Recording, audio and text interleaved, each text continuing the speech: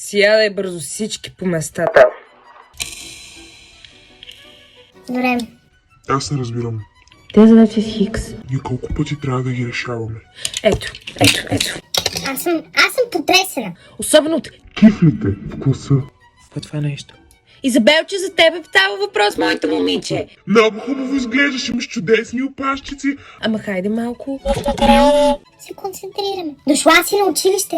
Значи, разбирам ви Че много ви харесва. да се киприте, Да се правите пред момчетата. да ви забелязва, да Да си хихикате. И после като ме помолите да отидете от туалет. Много добре знам, че се разхождате по коридорите. И никаква туалетна не ходите. Няма повече да те пускам тебе до туалета, моето момиче. Брали ме. Като сме започнали с тебе. Сега ще прочетем На Изабел страхотните. изцепки. Тест по математика. Така, искам всички да... Видят. Това е теста на Изабел. С теб става въпрос, моето дете. Задачата... С Хикс. Значи тези задачи ги решавахме на консултациите. Решавахме ги за домашна работа. Решавахме ги в час. Колко пъти, бе? Колко пъти на дъска. Ката ви изкарвах.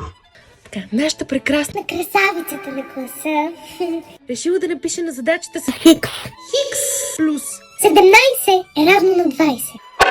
Как ги решаваме ние тия задачи? Кой ще каже правилно отговор? Ивана, я кажи правилния отговор. 3. Еми 3. Много ясно, че е 3.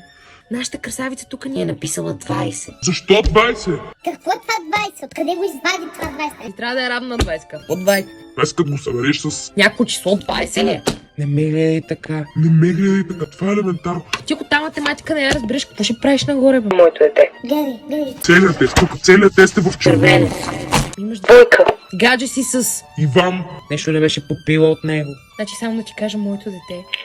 Тая красота тя ще стигне до... Един момент. Като пораснеш, че няма да си толкова красива. И вече ще остане. Поема тук. С разходки по... Коридорите. С Ахо-ихо! С снимчици, с... телефончетата, с гълънчета. Не става. Аз ще говоря с майка ти. Просто това не се търпи вече. Само 4 човека от този клас. Знаят за какво става въпрос. Аз на китайски не обяснявам. На какъв език ви обяснявам, ми кажете. Искам да разберете, че аз го правя за вас. Аз съм учителя. Аз съм законът тук в тази стая. Разбрахме ли се?